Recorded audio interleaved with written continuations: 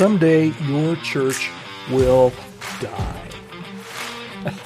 How's that for an encouragement word on this day? Hi, I'm Todd Rhoades. I'm the co-founder over at ministrystaffing.com, and I'm your host right here on the Healthy Church Staff podcast.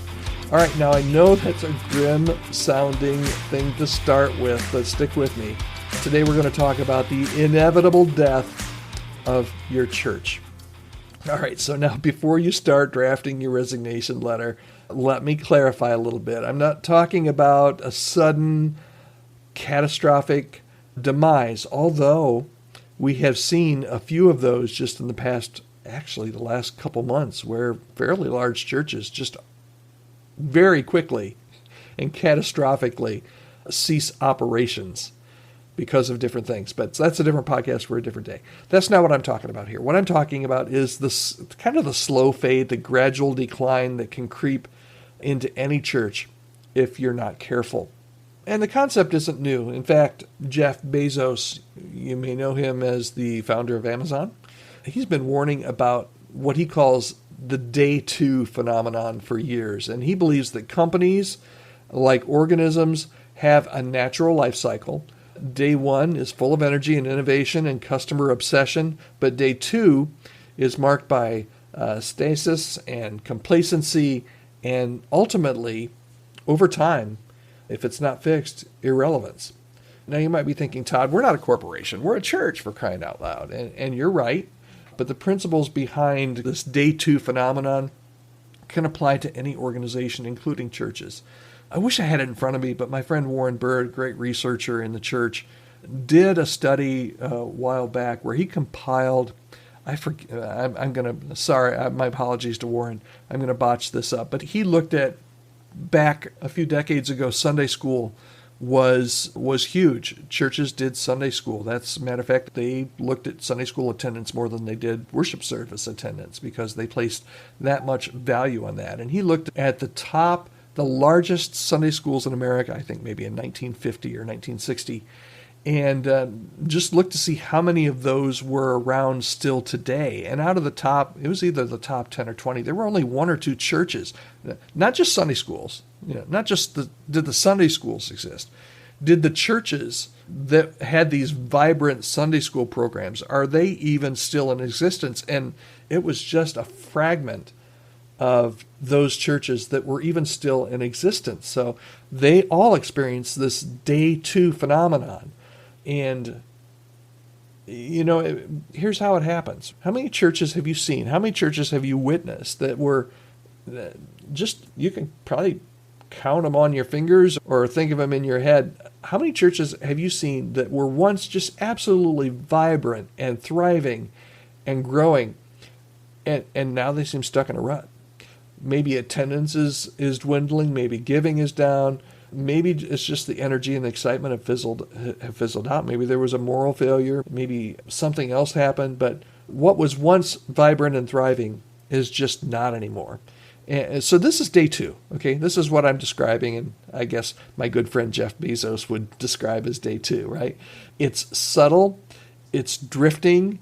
It's insidious, and it often goes unnoticed until it's too late.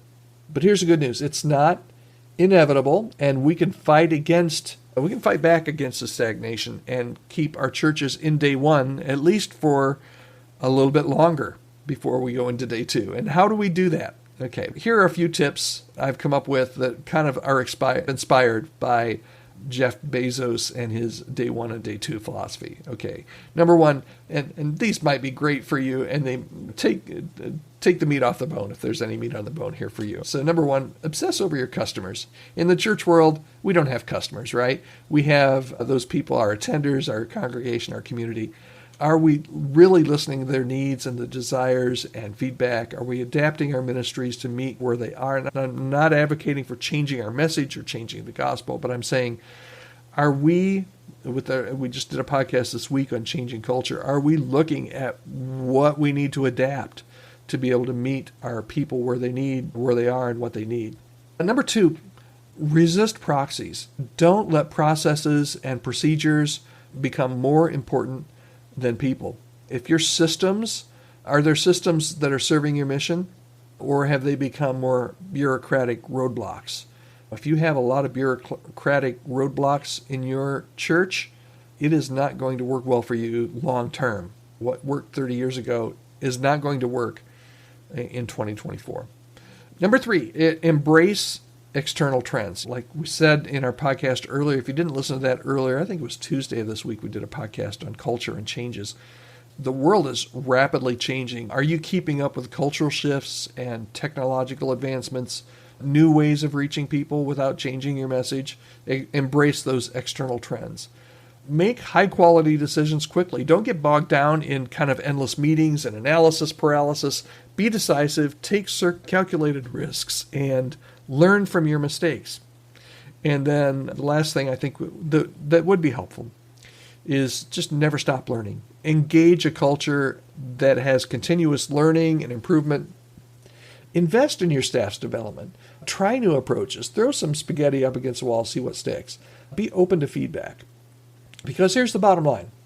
The inevitable death of your church is maybe not a foregone conclusion. And by embracing a day one mentality, obsessing over your church, resisting those proxies, embracing external trends, making those high quality decisions, never stop learning, you can help keep your church vibrant and relevant and impactful for years to come. There's still going to be ups and downs, but if you mind what God has for you, you can really prolong that. As always, if you need some help navigating some of the challenges of church leadership, want to explore strategies for revitalizing your staff or your ministry, need to hire, need to let people go, dealing with compensation, anything staff related, man, I'm your guy. I'd love to talk with you.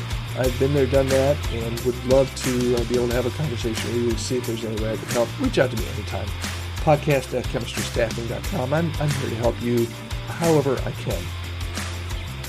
This is Friday, if you're listening on the day that it's released, and if you're not, I hope you have a great day. If it's Friday, I hope you will seize the day, enjoy your day, and have an absolutely great weekend. We will be back here, as always, on Monday for a brand new edition, every Monday through Friday, here on the Healthy Church Staff Podcast. Have a great day.